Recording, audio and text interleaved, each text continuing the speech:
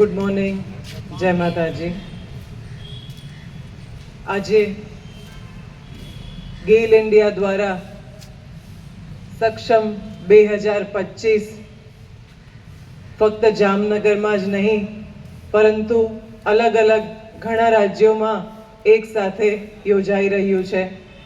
તો આજે જામનગરમાં ઉપસ્થિત Brijeshbhai Chaudhary, આયુસી, OIC, DH અર્દેશ, WIC Jamnagar, શ્રવણજીત સિંહ, HODHR, તેમજ મારા વહાલા ભાઈઓ અને બહેનો,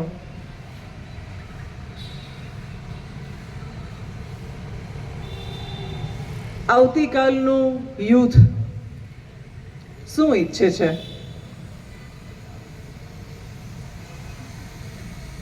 શું એ પ્રદૂષિત નદીઓ ઈચ્છે છે? શું એ હાઈ AQI વાળી હવા ઈચ્છે છે? શું એ ઉજ્જડ થઈ ગયેલી ધરતી ઈચ્છે છે? કે પછી વધતું જતું ગ્લોબલ વોર્મિંગ, કે પછી સુકાતી જતી નદીઓ, કે પછી ઓછું થતું ગ્રીન કવર? આ બધામાંથી આવતીકાલના યુવાનો શું ઈચ્છે છે? આપ જાણો જ છો કે 2022ની અંદર 29 મેના રોજ આપણી સાથે સદગુરુ જોડાયા હતા કે જેમણે માટી બચાવો નામની મુહિમ શરૂ કરેલી છે, જે આજે પણ કાર્યરત છે.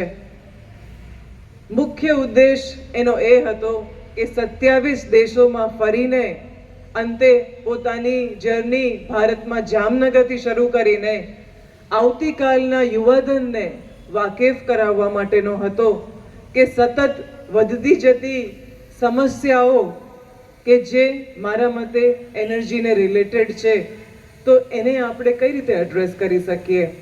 તો સેવ સોઇલ દરમિયાન પણ જામનગરની અંદર જે ઉત્સાહ જોવા મળ્યો હતો કે આવતીકાલના ભવિષ્યને ઉજળું કઈ રીતે બનાવી શકાય, એ એક વખત ફરીથી મને ગેલ ઇન્ડિયાના સક્ષમ 2025 કાર્યક્રમમાં એક આશા ફરીથી દેખાય છે કે જામનગરનું યુથ હજુ પણ જાગે છે. 21મી સદીના પ્રશ્નો તો ઘણા છે, પરંતુ આજે ભારત, આપ સૌ વાકેફ જ હશો કે માનનીય વડાપ્રધાન શ્રી હમણાં ફ્રાન્સ અને વોશિંગ્ટનની ખૂબ જ સફળ ટૂર પૂરી કરી રહ્યા હતા. ત્યારે એમનો મેઇન ફોકસ શેના ઉપર હતો કે ભારત જે હરણફાળ ભરી રહ્યું છે શેના તરફ, કે 2030 સુધી આપણી ઇકોનોમી $7 ટ્રિલિયન સુધી પહોંચવા જઈ રહી છે. એ ઉપરાંત ભારતનું 300 મિલિયનથી ઉપરનું યુથ અર્થતંત્રમાં જોડાયેલું છે, એનું અપસ્કિલિંગ. તો આ બધા ગોલ અચીવ કરવા માટે, ભારતની હરણફાળને સપોર્ટ કરવા માટે આપણી પાસે એક સૌથી મોટું સાધન શું જોઈશે? તો એ છે ક્લીન અને ગ્રીન એનર્જી. આજે વધતો જતો પ્રગતિનો માહોલ, વધતી જતી સમૃદ્ધિ, ત્યારે આપણે કોઈને એવું ના કહી શકીએ કે હું કાર ચલાવું છું, તમે કાર નહીં ચલાવશો, કે આ રોડ રસ્તા ઉપર વધતો જતો ટ્રાફિક છે, મારે તો જરૂર છે પણ તમે ચાલીને જજો, તમે સાયકલ ચલાવજો પણ મારે તો ઝડપથી પહોંચવાનું છે. આવો અન્યાય આપણે બીજા સાથે કરી શકીએ? ના કરી શકીએ ને. તો મારા માટે નિયમ ને તમારા માટે નિયમ અલગ, એવું તો બને જ નહીં. તો કામ શેના ઉપર કરવાનું છે? કામ એક બહુ સિમ્પલ વસ્તુ ઉપર કરવાનું છે કે પ્રગતિ તો થતી રહે, વાહનો ભલે વધે, સમૃદ્ધિ પણ ભલે આવે, પરંતુ રસ્તો એવો અપનાવીએ કે જેની અંદર એક ક્લીન એનર્જી હોય કે જેનાથી વાતાવરણનું પ્રદૂષણ કંટ્રોલમાં રહે. બેટરી ઓપરેટેડ કાર્સ છે, બાયોફ્યુઅલ છે, ગેસથી ચાલતા વાહનો છે, આ બધી વસ્તુઓ આપણી સમૃદ્ધિને અટકાવશે નહીં પરંતુ ઉર્જા આપશે. તમને ખ્યાલ હોય તો જ્યારે શરૂઆતમાં કમ્પ્રેસ્ડ ફ્યુઅલ આવ્યું હતું, આપણે ત્યારે વાકેફ નહોતા. આપણા મનમાં ઘણા પ્રશ્નો ઉઠતા કે આનું ભવિષ્ય શું છે, આ આપણને કઈ રીતે કામ લાગી શકે. પરંતુ હવે જ્યારે આપણે જોઈએ કે સામાન્યથી સામાન્ય લોકો પણ આ વસ્તુને અપનાવી રહ્યા છે, ત્યારે આપણને ખ્યાલ આવે કે ભારતનું ભવિષ્ય સાચી દિશામાં છે અને સાચી એનર્જી ઉપર નિર્ભર છે.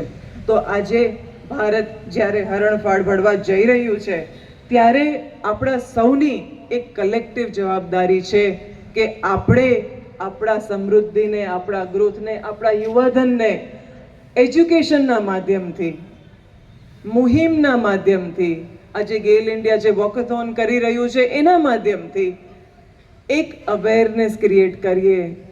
જો ધીરે ધીરે આપણા મનમાં અવેરનેસ ક્રિએટ થશે, આપણે એના વિશે સિરિયસ બનીશું, તો આવતી દિવસોમાં આ વસ્તુ એક્શનમાં બદલાશે. કે આપણે બે વખત વિચારીશું કે મારે બેકરીમાં જવું છે તો શું વાહન લઈને જવું જરૂરી છે? હું ચાલીને જઈ શકું? હું ફ્રેન્ડને મળવા જાઉં છું તો હું સાયકલનો ઉપયોગ કરી શકું? તો જ્યાં જરૂરી છે ત્યાં આપણે ઓલ્ટરનેટિવ વસ્તુઓનો ઉપયોગ કરી શકીએ. સાથે સાથે પ્રિવેન્શન કરતાં ક્યોર કરીએ. તો શું છે ક્યોર? તો કે ગ્રીન કવર વધારીએ. આજે હું હંમેશા સતત લોકોનું ધ્યાન દોરતી રહું છું કે જામનગરની જનતા ફક્ત રોજે રોજ ખાલી એક ઝાડ વાવે તો, ફક્ત એક જ ઝાડ. ચાલો રોજ બહુ અઘરું હશે, અઠવાડિયામાં એકવાર વાવીએ તો, જો એ પણ અઘરું હોય તો મહિનામાં એક વખત વાવીએ તો એ તો શક્ય છે ને. તો મહિનાનું એક ઝાડ તો એકદમ અચીવેબલ ગોલ છે. તો એક વ્યક્તિ દીઠ 12 ઝાડ, અને જામનગરી જનતાના ગુણાકારમાં મૂકો નંબર 12, તો કેટલા વૃક્ષો મળે આપણને? તો શક્ય છે કે જામનગર ગ્રીન ન બને? જો આવો અભિગમ અપનાવીએ તો જામનગર તો શું આખું ભારત ગ્રીન થઈને રહે.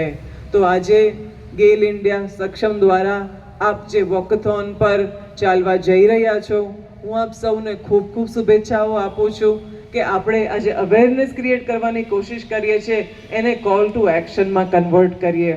અને એ કોલ ટુ એક્શન એ છે કે ગ્રીન કવરને મેક્સિમમ વધારીએ, જેથી માટી બચાવો તેમજ સક્ષમ જેવી મુહિમને હજુ પણ વધારે ઉર્જા મળે.